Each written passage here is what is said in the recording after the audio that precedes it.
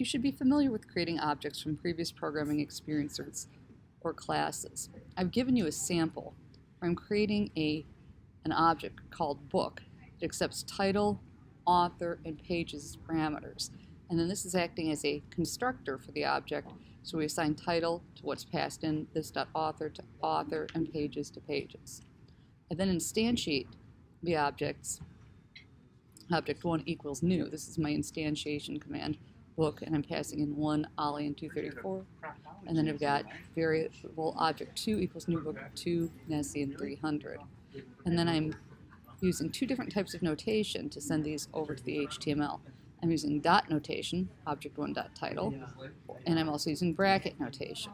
So you can use that as a model to create your own object, but you'll need to instantiate it 4 times and do 2 samples printing to object 1 and object 2 where you're using dot notation, and 2 samples where you're using the bracket notation. And then you're going to, you'll put that in here, and then you're going to create an example of closure where you are following the sample from the video where he is going through closures where you're putting a function inside another object that uses variables from that object internally.